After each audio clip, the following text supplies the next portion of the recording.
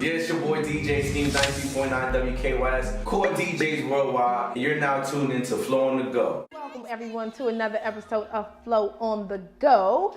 Today I have 93.9's DJ Scheme. What's up? What's going on with you? Man, everything's cool, man. No complaints. Yeah.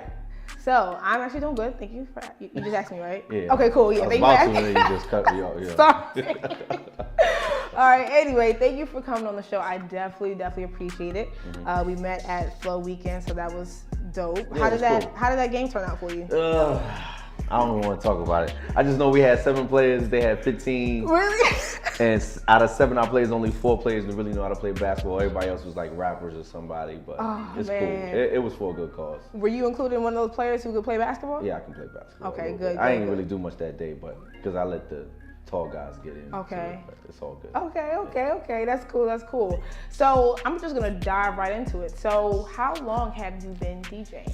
I have been DJing professionally since about 2004, but I've actually been around the whole DJ culture and lifestyle since like middle school. Because like my dad, my cousins and uncles were always DJs at one point in time. But when my dad was doing it, I was young. But then middle school was like my cousins. So I'm like going to the record store and buying records with them and, trying to learn that way and sneaking in the clubs. By the time I'm in high school, just like, hey, give me a crate, I'm in there. So, Right. Yeah. So did you have a love for music, and then that's what kind of led you into? Yeah, I would say so because at the end of the day, my family's from Jamaica and we naturally got a love for music. So you go to Jamaica, any block, any corner gonna have music playing. So it was naturally that. So between going to the backyard bashment parties when I was little to listening to Hot 97 every day, like you can't help but get into that. And then we had the Labor Day parade, which is like carnival for us, like anybody that's been to carnival. I live right around the corner from Eastern Parkway. I'm at the parade every year, faithfully. Mom's down there cooking, all that. You know what I'm saying? So you can't run from the music. Dang. So you started DJing in Jamaica. Well, still here, and I was in Brooklyn. Okay. I grew up in Brooklyn. I was in Jamaica when I was very little. Okay. But actually living here in Brooklyn and basically started there. So reggae's like my first love. And then everything else kind of comes second. So talk about the music, like from being in Brooklyn to being now you're based in DC. Yeah. So what is the feel for music? Like what's the difference between the two? In Brooklyn, you're having a wide range of music selection and variety is second nature. In DC, it's for the events that I do, it's mainly hip hop, R&B, a little bit of old school and a little bit of reggae. You know what I mean? Like the thing about when you go to Jamaica or deal with like a reggae party, you can go in there and a selector can play Celine Dion in his first song, I'm Alive, and the shit go crazy. You do that shit in DC, niggas like, yo, what is he playing? You feel me? Right. So it's just, their air is very much way more open than the events that I do. Now, there's certain places in DC, you go to a reggae party, it's the same thing. But as far as the parties I do, it's mainly hip hop, R&B, and sprinkle a few things, Afrobeats, obviously, and things like that, yeah. Okay. So I've seen you've been with like literally almost every celebrity, every person. How have you used DJ as a platform for you to be across all these different platforms and around all these different people? Yeah, I'm waiting for that Jay-Z call. That's the only thing. Like Jay-Z my favorite rapper, so I'm like, I gotta do an event or be in the same room here with something. But I think for me, I didn't really say, yo, I wanna do a party with such and such. I just kinda like just did my thing, and for people that know me, they know what kind of energy I bring in, how I rock out. So it just so happened that I got put on through my path, just staying consistent. And I think that's the best way to, really follow it. I mean, if I see a celeb on a party, cool. If we get a pic, cool. If we don't, I don't care. Like I just did a party with Little Bibby and the comedian dude, Mr. Commodore, last weekend. We ain't get no pictures. I mean, we got a couple videos of the performance, but that's not what I'm there for. I'm here to rock the party, the event, you know what I mean? So Nice.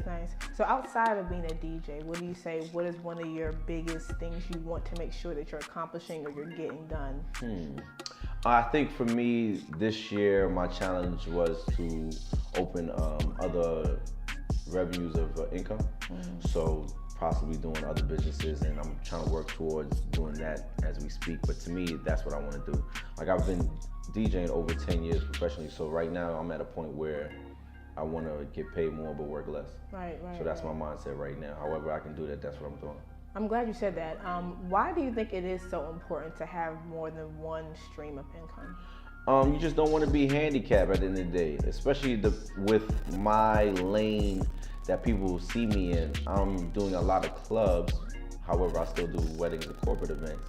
But when you're in the club scene, if that's all you do, if you're not networking right and building right relationships, it can hinder you. You know what I mean? So promoter might feel like you want to go with the hottest, what he thinks is the next youngest, or the cheapest, or oh, it's raining outside, we don't need you, we just gonna use the open. Like, I don't wanna, I'm not trying to deal with all that. I wanna be able to say I got different other incomes and I got a credit score through the roof, and you call me on a Tuesday and the number ain't right, I'm gonna be like, I'm good. You know what I'm saying? So I think that what they called it was fuck you money. Yeah. Okay, I like that. Yeah. So now you're on 93.9, and I know there's other DJs who are also on the same station, and you know, in a perfect world, we would love to say that everything is all happy-go-lucky. Do you feel any kind of hate from people on the station? And then after that, I want to get into DJs outside of like even 95.5 and so forth. No, I think as far as 93, we're a really good tight-knit family, and if there was hate, I haven't felt it. And that's how I feel for most of my career. Like, if somebody was hating on me or didn't like me for whatever reason, they ain't never really tell me direct, so I'm not gonna worry about it, because your hate's not gonna stop my bread. Because I think a couple years ago, I was kind of like, in a way, stressing from dealing with certain people as far as DJing and getting booked, and taking that leap and say, you know what, I don't need them, yada yada. And I just came to realize that somebody up there want me to make money and be successful. So no matter what you try to do, it's not gonna work, because I'm gonna continue to be diligent and do what I gotta do, and it's gonna pan out. So I haven't felt hate. I even felt the love. Like, other radio stations, these jocks has called me like, yo, congrats, yada yada. Oh, you know, we wanted to bring you on, but you know, because the radio thing is very finical. You know what I'm saying? Like, you can't just get on, and then you got certain people that's in power that they might not want to open the gate for new DJs, or they might make it difficult, or they want to go with somebody they know. So it ain't as easy as like, yo, I think he's dope, bring him on. So I get it. So I think everything happens for a reason. So it was all love to me. And if the hate is there, the hate could be there. I don't care about it. Nice. So how were you granted your opportunity to be on 93.9? I personally think it started with the changing of the program directors. And our new program director, J1, is a very innovative young guy. He gets it. He understands that you need fresh ears, you need fresh music, fresh DJs, people that's gonna be able to touch the younger generation. So I think that's the main aspect. And then he was basically program director at Atlanta, Hot 107, I believe. And one of his DJs from Hot 107 was in town one Monday, and I was doing Rose Bar on a Monday, and he heard me rocking. He was like, yo, I love how you rock. I'm like, yeah, yada, yada, yada. And then he was like, yo, I'm gonna refer you to J1. This is the time when J1 was just coming on the station, and he like really put in a good word. I mean, all the other cats definitely put in the word for me, but he really like super stamped it. You know what I mean? So I think that helped a lot, and just obviously me giving them the mixes and showing them what I could do, but that was the stamp for me. So thanks DJ Geronimo for that. Yeah. Nice. So people who come to a party or come to an event, they hear a DJ going off and they're like, okay, they hear the music, but to DJs it's more than just that. Can you talk about why these are so important when it comes to parties and it comes to up and coming artists? I think anybody can just go up there and play the hits and play music, but I think if you can create a certain type of energy, it's different. So I tend to try to just build a party up. I want to come in the party, depending on what, even if I come in at 12, I'm not gonna come in there and play the biggest hit that's going on. I'm gonna probably save it for like 1:30, but I'm gonna play the old hits. Even if it's still trap stuff, I wanna kind of get you there and then build you up to by the time you get drunk. Because if I come in there at 12, you're probably not drunk yet. Right. You know what I'm saying? So I want to build you up. By the time 1:30 come on, the ballers and the street dudes gonna want to buy 10 more bottles, because now they really hype. And it's an experience, you know, the things that I say, because I host on the mic as well. What I talk about, you know, how I set certain records up, these things matter to me, you know? So at times with upcoming artists, they just want you to, all right, yo, I got a song, I want you to play it. It's hard for me because it's like, I never heard your song before. You talking about money, and I got $20, I got $40, I got $60, I don't care about your money. Like, that don't move me because I play your song and it's not mastered right. It might be cool, but it's not mastered, or it don't sound whatever, or it's whack. Then I'm looking crazy. You feel me? And then promoters might be texting me like, yo, what is this? I ain't got time for all that. You know what I'm saying? So I'm not in the market of messing up my reputation because you want to get on. It don't work like that. I'd rather us have a meeting and talk about your song and how we can market it for the long haul, not just for one night. I play your song for one night, then what? That's it. You know what I mean? You on there, you sign, like, it just don't make sense to me, but some people don't think that way. I like that. So what do you think about DJs who, I guess, work with particular artists? Do you ever want to do that, or have you done it? I think it's cool depending on the artist and if the artist has your interests at heart as well. Sometimes you have artists that you work with and they might blow up or whatever, and sometimes they don't think about the DJ. Like, if I was making $300 a show with you and now you blowing up and you getting double time whatever you getting, why am I still making $300 a show? Right. You know what I'm saying? Right. So things like that always concern me. And then for me, like, I've had a couple opportunities to like do like little tours and stuff, and the numbers wasn't right to me. I feel like I make more money staying right here where I'm at. And at the end of the day, I'm not 18 living at home with my mom, so I got real bills. So I'm not gonna jump on tour unless it's somebody major. I understand the whole upcoming artist thing, but you gotta have a budget for me personally. If you don't have no budget, more power to you. I'm still gonna support you if I like your music, but I can't just jump out there like that. So to me, it has to make sense. Gotta respect that. Yeah. So being as though you've been in this industry, you said for 10 years now. Yeah. So what was probably like your hardest hurdle or obstacle you had to face? Hardest hurdle or obstacle. I guess it's not really hard, it's just a part of the path, but getting people to know you and getting people to actually give you a chance. So, and to me, that comes with just networking with the people you already know and have them put in a good word, because when I kind of started, I was in college, and all those people that basically grew up with me as a college student and as a DJ knew what I was capable of. So when it was time to leave school, a lot of my peers was from this area. So I had them just put in a good word for me, open one door and I'll do the rest, or whatever the case might be. But it's a constant thing, trying to make sure people can hear you, and so these promoters want to book you, because you know what you can do. But if they not trying to book you, or if they book you for the opening set, he not there. The promoter's never there at 10 o'clock. Right. Trying to hear you, you know what I'm saying? He not getting there until the girls get there. So that thing, I think, is a constant struggle. And then also dealing with, in the beginning, promoters, and they don't want to pay you what you think you're worth, or you tell them what they worth, they have a slow night, they want to shortchange you, or promoter don't want to pay you at all. Now you got to go run somebody down and make an example out of them or something. You know what I mean? Like, it's weird. So trying to kind of weed through the people that's really serious about it, because remember at one point in time, DC was just the big clubs going on. And then when that broke up, the whole monopoly, then you had all these smaller promoters that don't really know how to promote on a big scale, but wanted to do it because Taz and Mark wasn't together no more. And it left a lot of promoters that were janky. They just wasn't handling business right. So weeding through that was, to me, probably the most hurdle.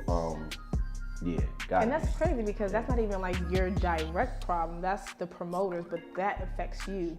Facts, for sure. Interesting. Yeah. Interesting. Yeah. So what was your biggest accomplishment thus far? Man, biggest accomplishment thus far, music-wise. I think music-wise, for me personally, I opened up for Dipset at Echo Stage a few years back. And I'm from New York. Dipset was like our everything other than Jay-Z. So I could have died the next day and I'd have been good. It was so crazy. It was just memory-wise and feeling-wise, it felt great to have them all there and do that. So that was heavy for me. I opened up, I DJ for Nas at Stadium.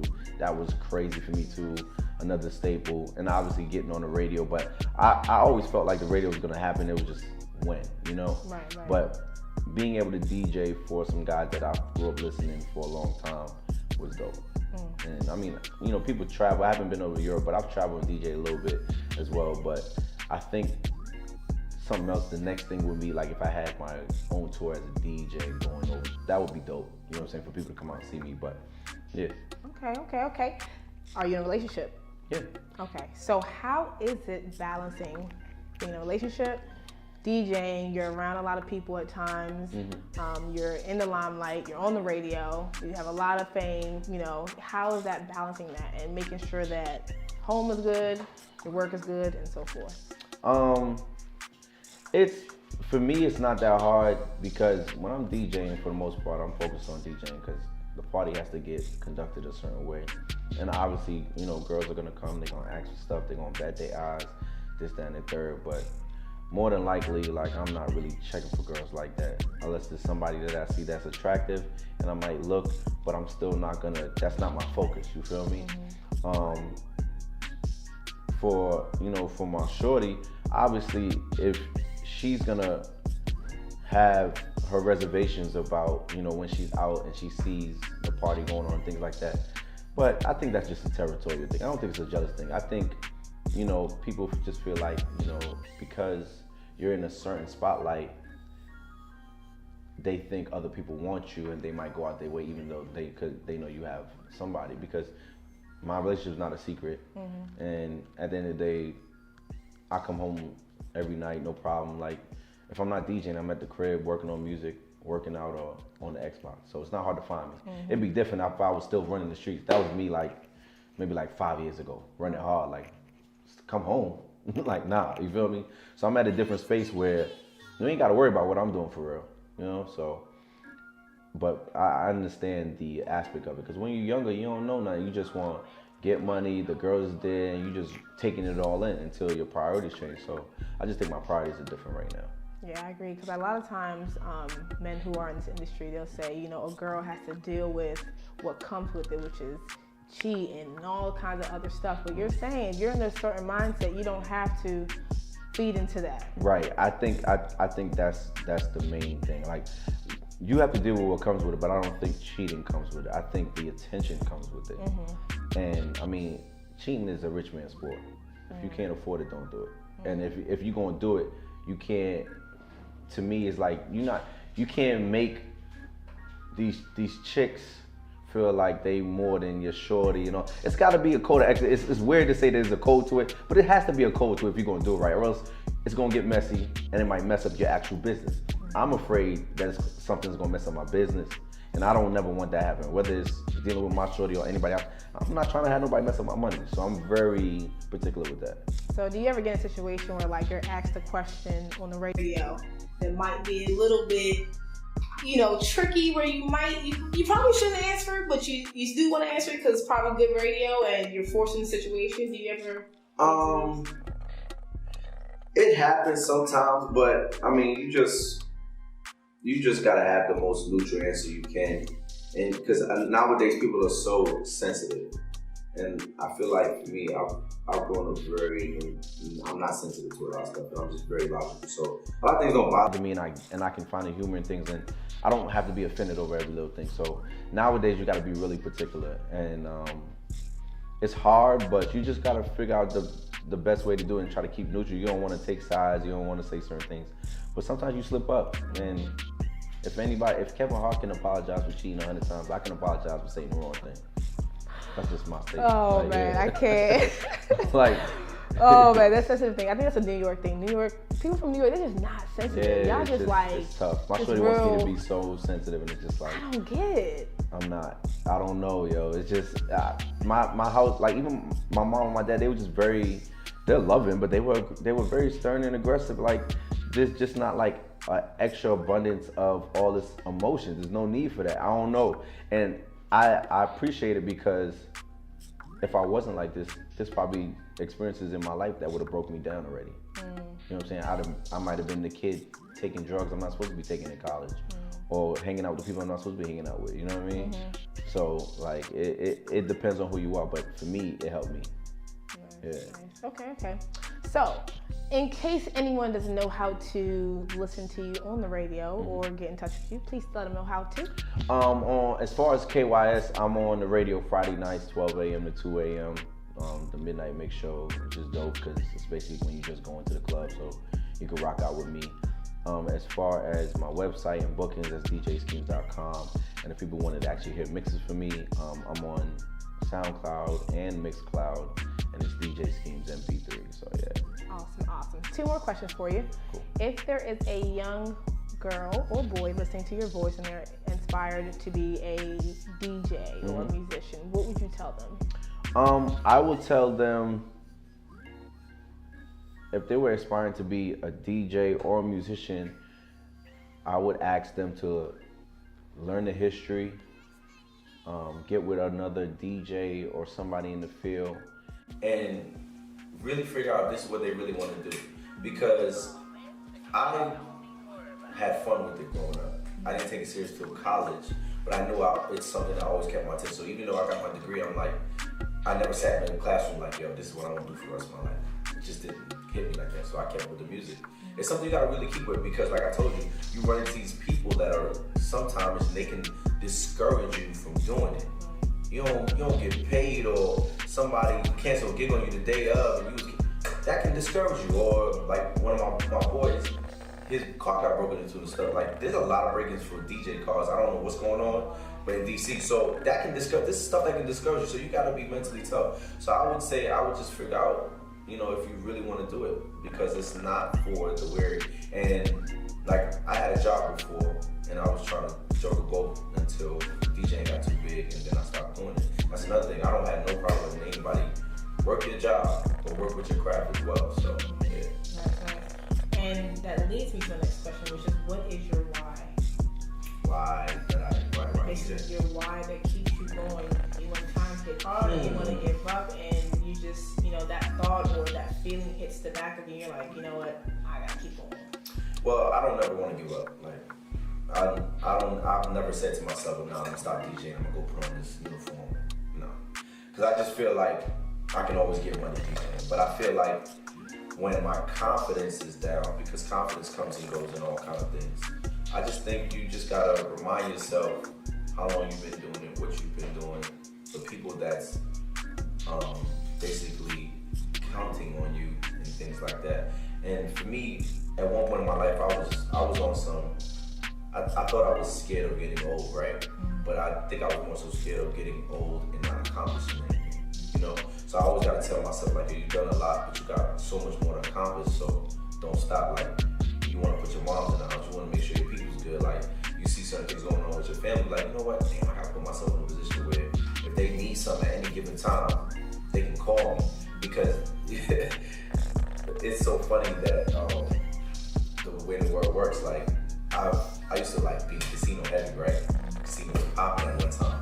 And that, casino go up and down. So there's been times, countless times, which I know it told me, like, yo, stop gambling. That I go to casino, lose money, next day my mom needs something. Next day my pops needs something. I'm like, God damn.